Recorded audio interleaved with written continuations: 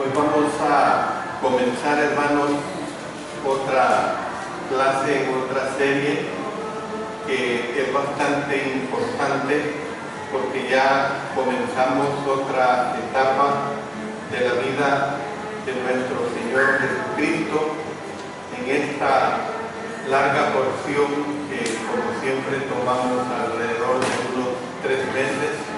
Vamos a estar viendo siempre de la tercera Pascua, pero lo vamos a ver al arribo de Jesús a Betania. Vamos a ver las señales que se dan de un verdadero discípulo. Vamos a encontrar al Señor cuando Él va rumbo a Jerusalén. Y por último vamos a ver el no aceptar sustitutos.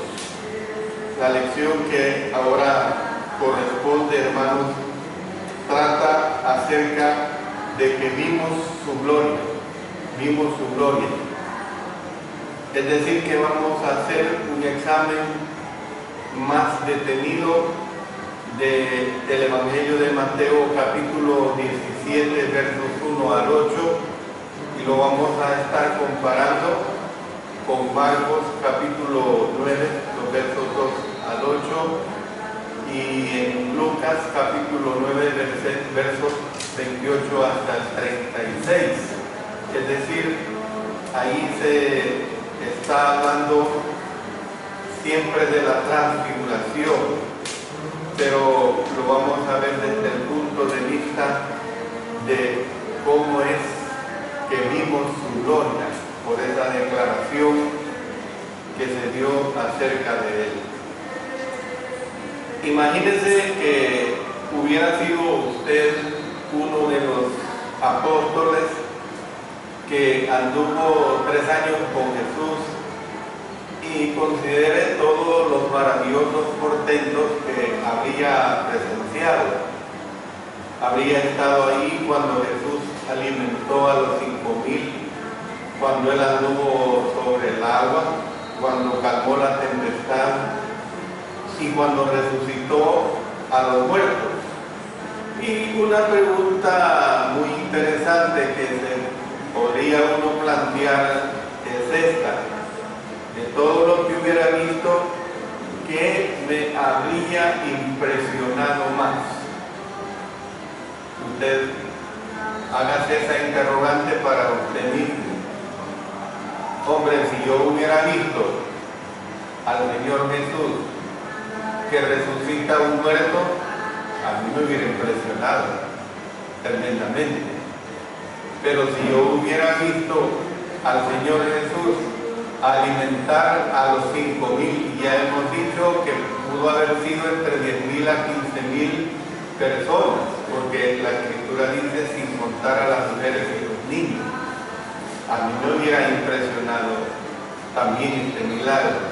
En fin, cualquier milagro, y la interrogante es: ¿cuál de todos a usted le hubiera impresionado más? No sé qué respuesta a lo mejor yo le podría dar a usted a esta pregunta, pero sí sé de cierto evento que dejó una huella, por decirlo así, una huella indeleble, una huella imborrable en los apóstoles que tuvieron el privilegio de presenciarlo, y es precisamente el evento de la transfiguración. Uno de los que estuvieron presentes dijo más adelante, y fue nada menos que el apóstol Pedro. El apóstol Pedro, en su segunda carta, en los versos, o en el capítulo 1, en los versos 16 al 18, miren lo que dice: habiendo visto con nuestros propios ojos su majestad, pues cuando Él recibió de Dios Padre honra y gloria, le fue enviada desde la magnífica gloria una voz que decía: este es mi Hijo amado, en el cual tengo complacencia.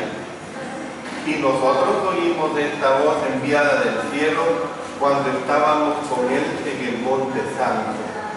1 Pedro capítulo 1, versos 16 hasta el 18.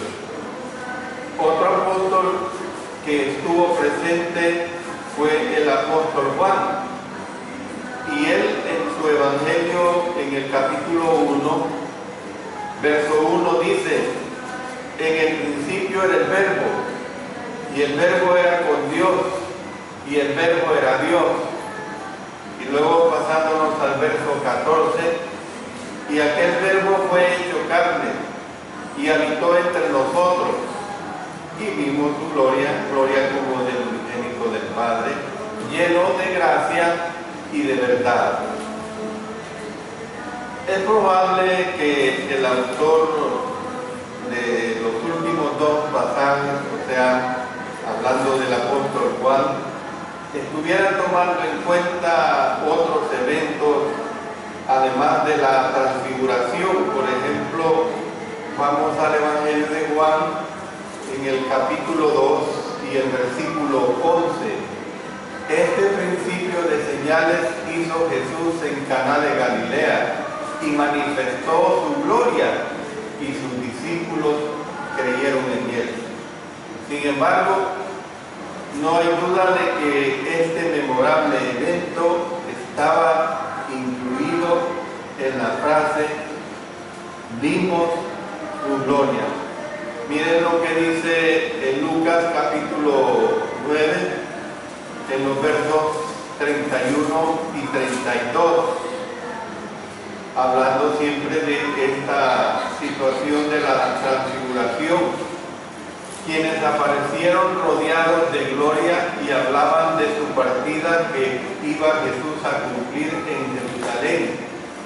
Y Pedro y los que estaban con él estaban rendidos de sueño, mas permaneciendo despiertos, vieron la gloria de Jesús y a los dos varones que estaban con él. Al estudiar acerca de la transfiguración de Jesús, como lo he anunciado, usaremos Mateo capítulo 17 como el texto principal, pero nos vamos a estar apoyando y auxiliando, consultando Marcos capítulo 9 y Lucas capítulo 9 para buscar los detalles complementarios. Bueno, yo le digo a usted, hermano, a usted, hermana, que esta presentación nos ayude a todos a ver su gloria. Que esta presentación, hermano, realmente nos ayude a todos a ver su gloria. Entonces hablemos del suceso, pues, el suceso que se da. Y así comienza diciendo el texto: 6 días después, Jesús tomó a Pedro, a Jacobo y a Juan, su hermano, y los llevó aparte a un monte alto. Bueno, cuando habla de este monte alto, también en Marcos se lee 6 días después, pero en Lucas se lee como 8 días después de estas palabras. Bueno, Mateo y Marcos contaron los días intercalados entre los dos sucesos, mientras que Lucas incluyó los días de los sucesos. Esto es así. Por ejemplo, cuando una persona, y para ilustrarles esto, cuando vino la hermana Margarita, su viaje completo fue de 10 días, pero su estadía acá en El Salvador solamente fue de 8 días, porque no se cuenta el día primero de viaje y el día último de regreso. Entonces ahí es donde tenemos que entender esta diferencia que Marcos y Mateo dicen 6 días y Lucas habla de 8 días. O sea, se están dando sucesos separados, pero que no se contradicen el uno con el otro.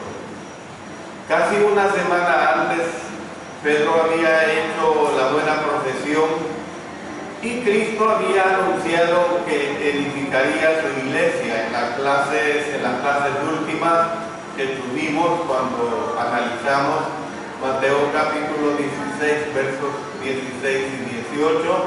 Dedicamos bastante tiempo a este análisis de la futura edificación de la iglesia. En esa ocasión había revelado que debía morir para cumplir este anuncio. Era necesario pues que él muriera para que se cumpliera este anuncio. Y esto es lo que leemos. Noten lo que dice Mateo capítulo 16, el verso 21. Desde entonces comenzó Jesús a declarar a sus discípulos que le era necesario ir a Jerusalén y padecer mucho de los ancianos, de los principales sacerdotes y de los escribas, y ser muerto. Esto lo vimos bien claro en estas clases recientes que hemos tenido.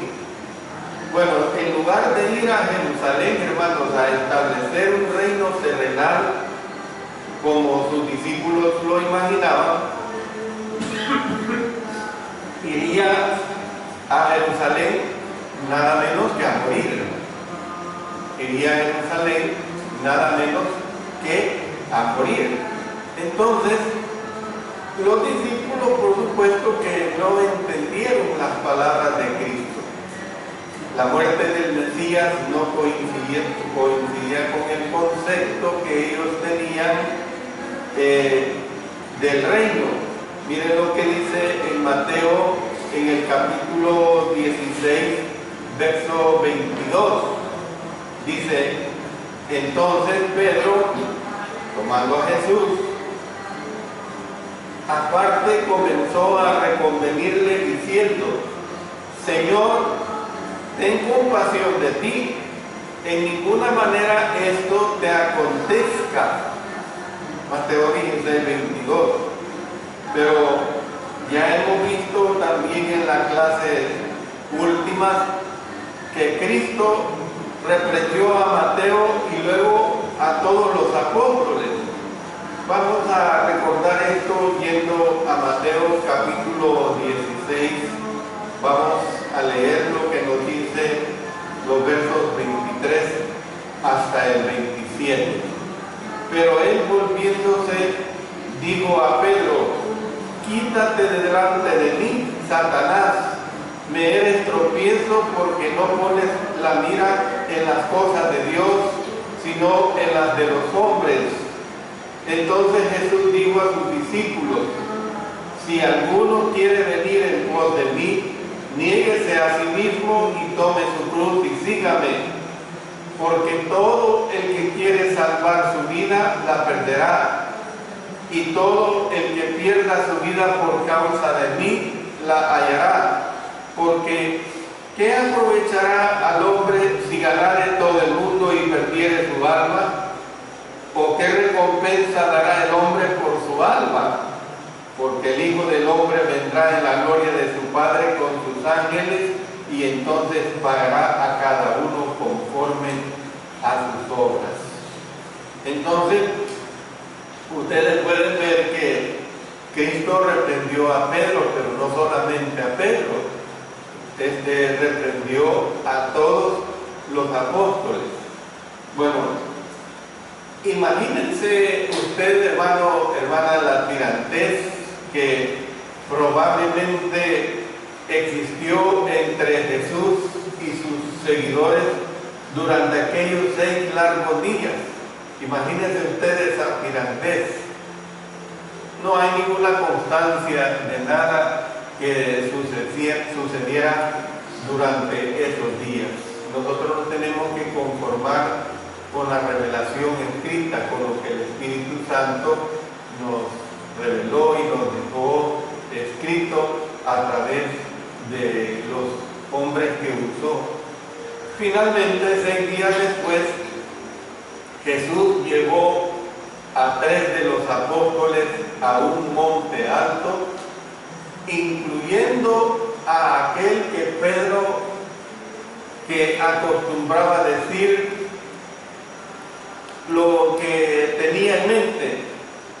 se lleva a Pedro. Y ustedes saben que Pedro se conoce como el discípulo de carácter impulsivo. Parece que Pedro, yo estoy preparando ahorita mi estudio sobre Santiago, que daré en un seminario, y puedo entender bien que el discípulo Pedro no razonaba para hablar, se dejaba ir. A esta altura Pedro no se aplicaba el ser tardo para hablar, pero el Señor se lo lleva.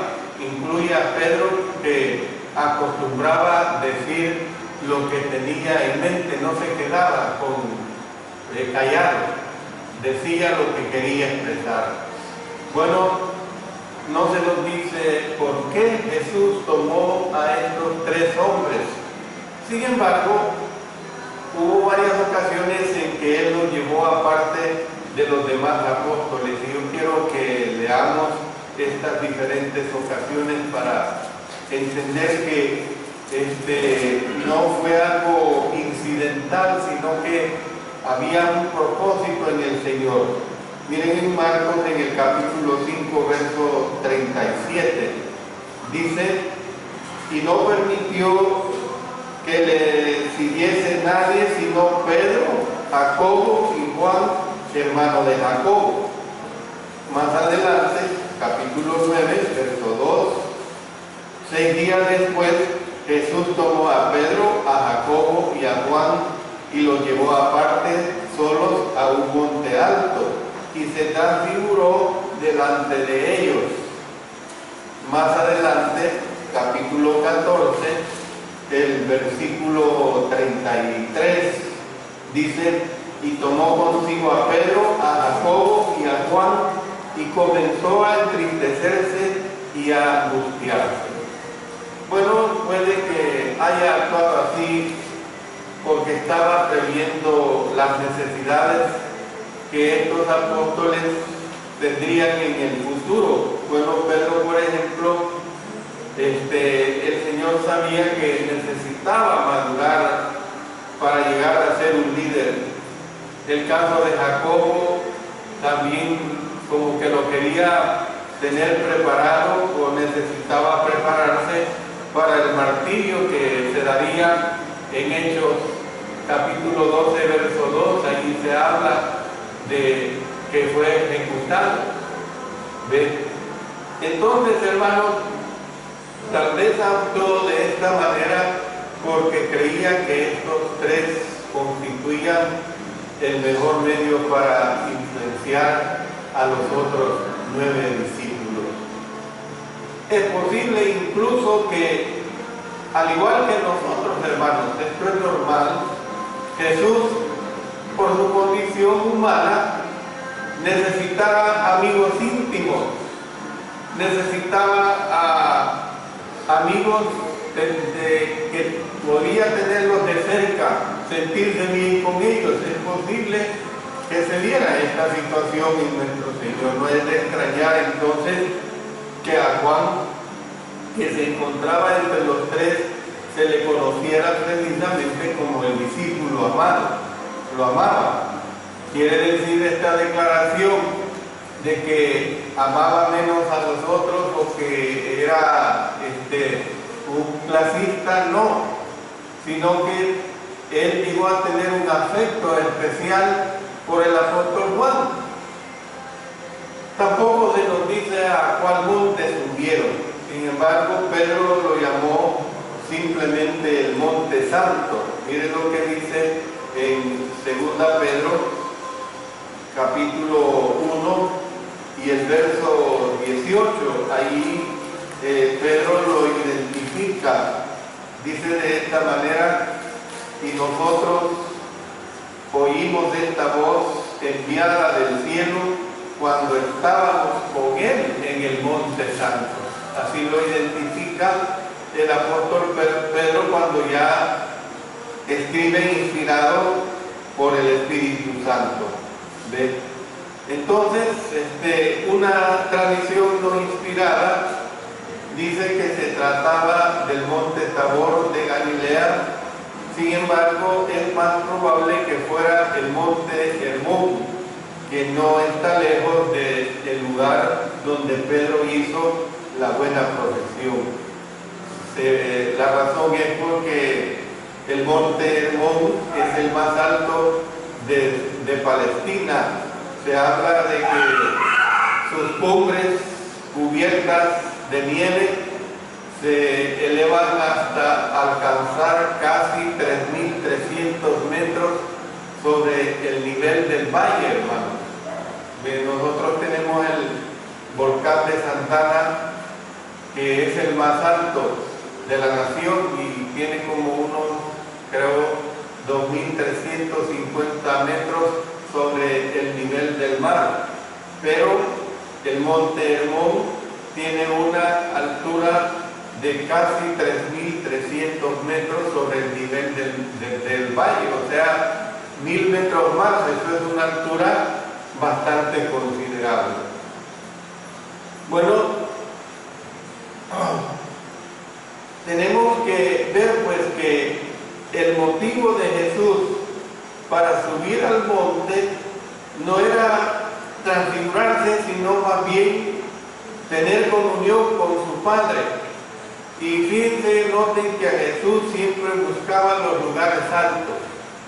Le gustaba a Jesús ir a los lugares altos.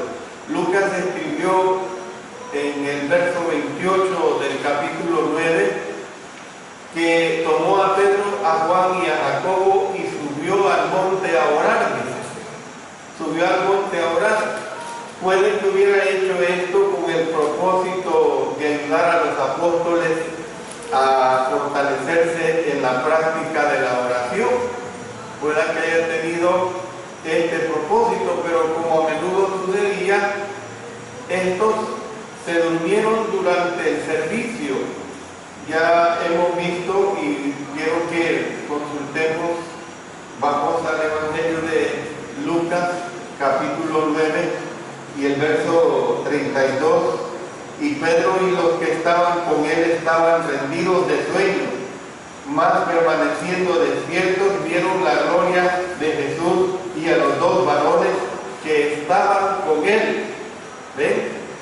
También vamos a Mateo capítulo 26, versículo 40.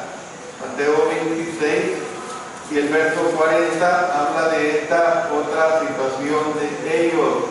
Vino luego a sus discípulos y los halló durmiendo y dijo a Pedro: ¿así que no habéis podido velar conmigo una hora? ¿Ven? Y también podemos consultar los versos 43. Vino otra vez y los halló durmiendo porque los ojos de ellos estaban cargados de sueño. 45. Entonces vino a sus discípulos y les dijo: dormid ya y descansad. He aquí ha llegado la hora y el Hijo del Hombre es entregado en manos de pecadores. Entonces, repentinamente, entre tanto que oraba, dice la Escritura que se transfiguró delante de ellos. Se transfiguró delante de ellos, ahí lo dice en el verso 2 de Mateo capítulo 17. Pero ¿qué es esto de la transfiguración? Bueno, la palabra del idioma griego que se traduce por transfiguración es la misma de la cual obtenemos metamorfosis. O sea, cuando dice que el Señor se transfiguró, el Señor tuvo una metamorfosis, una palabra que da precisamente a entender un cambio radical, un cambio totalmente radical. Yo creo que usted ha oído hablar de la metamorfosis por la cual la oruga se transforma o se convierte en una bella mariposa. Usted ve a una oruga y es desagradable, que usted le tiene pánico a los gusanos, no le agrada ver una oruga. Pero ¿qué pasa cuando se da la transformación, cuando se da la metamorfosis en la oruga? Sale una linda mariposa. Y esta palabra, hermanos, de la transformación se usa en otros dos versículos del Nuevo Testamento en los cuales se refiere precisamente a la transformación interna y espiritual. Vamos a consultar en 2 Corintios capítulo 3 y el versículo 18. Allí está hablando de esa metamorfosis, de esa transformación.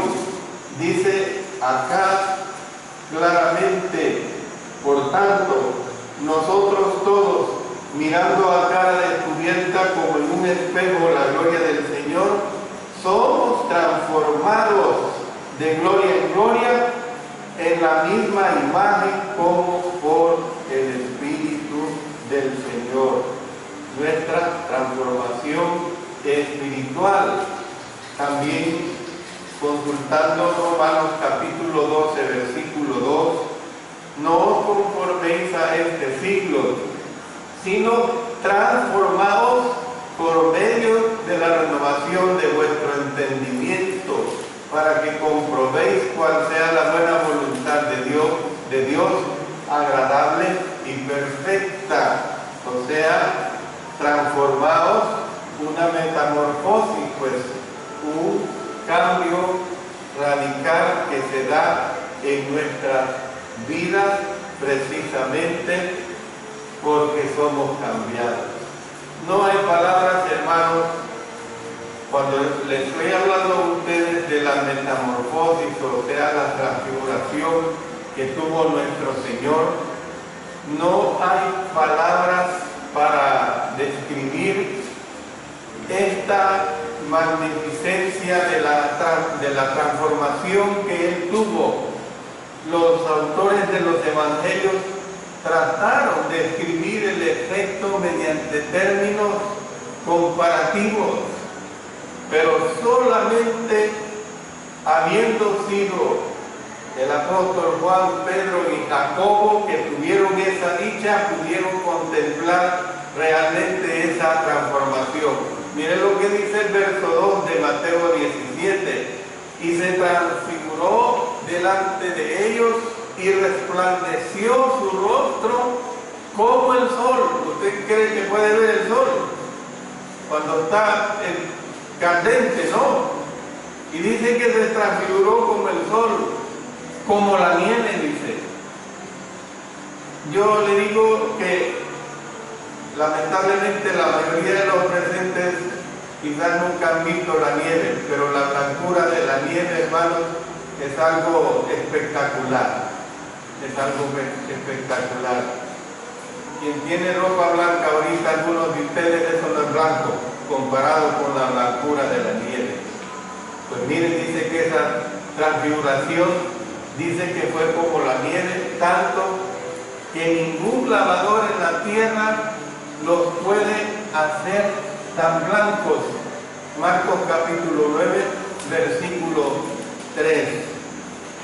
Piense en el blanqueador y el añil que se usa para hacer que las vestiduras se vean realmente blancas. Piense en ello. Entonces, miren lo que dice Lucas, verso 29 del capítulo 9. Y la apariencia de su rostro se hizo otra, y su vestido blanco y resplandeciente. He aquí una posible manera de reflexionar sobre lo que ocurrió. Hermano, Jesús era Dios y a la vez hombre, un hombre especial, y lo dice Mateo capítulo 1, verso 23. Pero al andar sobre esta tierra, la mayoría de las personas solo veían su humanidad. Era normal ver solamente su humanidad. En esta ocasión especial, Sin embargo, su divinidad pudo brillar a través de su humanidad, hermano. Su divinidad pudo brillar a través de su humanidad. Por eso es que Pedro, Jacobo y Juan recibieron un vislumbre de su deidad, que a pocos se les ha dado este privilegio. A pocos se les ha dado este privilegio. Hermanos, de vez en cuando los hombres pudieron haber recibido pequeños vislumbres de su gloria y de su deidad, los profetas del Antiguo Testamento. Esto explicaría por qué nadie le detuvo cuando él en 2 ocasiones purificó el templo, y cómo es que pudo pasar sin recibir daño en medio de multitudes que habían resuelto matarlo. ¿No creen ustedes que ya vimos esto en 2 ocasiones? Pasa en medio de la multitud y lo querían matar y no le pueden hacer ningún daño. Sin embargo, no hubo otro a quienes se les permitiera contemplar la plenitud de su gloria como se les permitió a Pedro, a Jacobo y a Juan. Tuvieron, hermanos, esa gran dicha. Pero, hermanos, quiero que en esta parte veamos el último punto de la primera parte de esta lección. ¿Cuál fue el propósito de esa transfiguración, hermanos? ¿Cuál fue el propósito de esa transfiguración? Bueno, a medida que avanzamos en el estudio, deseamos preguntar cuál fue el propósito de la transfiguración. Y yo le digo, permítame insinuar a lo mejor 4 posibles motivos para que ocurriera este evento fuera de lo común. Ahora solo vamos a tratar el primer propósito que se dio. En primer lugar, fue para culminar su humanidad. El Señor quería culminar su humanidad, quería que entendiera en cierto modo de que no se trataba de un hombre común y corriente, no se trataba de un alto líder solamente humano, no se trataba de Moisés, que fue grande para los judíos, no se trataba de Elías, que también fue grande, se trataba de alguien diferente. De vez en cuando en la vida de Cristo hubo eventos dramáticos que culminaron el pasado y que prepararon el camino hacia el futuro. Por ejemplo, un evento que preparó ese futuro fue su bautismo. Su bautismo fue trascendental, fue uno de esos eventos. En esa ocasión, ustedes recuerden que ya lo hemos estudiado, que Dios anunció que daba su aprobación a los 30 años que había ser preparado y que ahora lo sacaba a luz. A esos 30 años en que Jesús se había estado preparando y que el Espíritu Santo vino sobre Cristo con el fin de prepararlo para sus 3 años y medio de ministerio público. Miren lo que dice en Mateo, en el capítulo 3, en los versos 16 y 17. Dice claramente esta situación. Y Jesús, después que fue bautizado, subió luego del agua, y he aquí los cielos le fueron abiertos, y vio al Espíritu de Dios que descendía como paloma y venía sobre él. Y hubo una voz de los cielos que decía: este es mi Hijo amado, en quien tengo complacencia. La transfiguración fue otro momento culminante, hermanos. Y en esta ocasión, Dios le puso, como quien dice, su sello de aprobación. Ustedes que están estudiando conmigo el libro de Apocalipsis entienden perfectamente bien. Dios les puso su sello de aprobación, no solo a los años de preparación de Jesús, sino también a sus años de ministerio. Miren lo que dice en el verso 5 del capítulo 17 de Mateo. Mientras él aún hablaba, una nube de luz los cubrió, y he aquí una voz desde la nube que decía: este es mi Hijo amado, en quien tengo complacencia, a él oír. ¿Y quién se había aparecido, hermano? Con él. ¿Quién estaba al lado? Moisés. ¿Y qué representaba Moisés para la mentalidad judía? Un gran adalid, hermano. ¿Y quién estaba al otro lado? Elías. Elías intercedió por los judíos. Más adelante veremos un poco más de esto. Entonces, hermano, Cristo era lo que Dios había deseado que la humanidad fuera cuando puso al ser humano sobre la tierra. La gente había pecado. Recuérdense que esta situación no era nada nuevo. Miren en Génesis, en el capítulo 3 y el versículo 5 dice: sino que sabe Dios que el día que comáis de él serán abiertos vuestros ojos y seréis como Dios, sabiendo el bien y el mal. Y el apóstol Pablo dice: por cuando todos pecaron, están destituidos de la gloria de Dios. Pero hermanos, el Señor Jesucristo no cayó dentro de esta clasificación. Miren lo que dice en Hebreos, en el capítulo 4 y el versículo 15. Dice claramente: porque no tenemos un sumo sacerdote que no pueda compadecerse de nuestras debilidades, sino uno que fue tentado en todo según nuestra semejanza, pero sin pecado.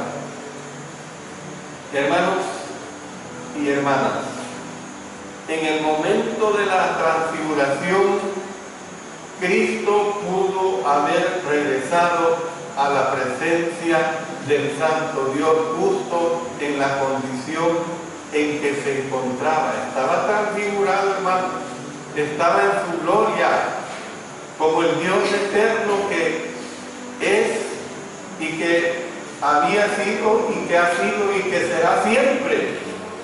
Si no hubiera habido otro motivo para su venida, él hubiera regresado de nuevo a su estado de gloria. Por supuesto que había otro motivo, el cual lleva a un segundo propósito de esta transfiguración.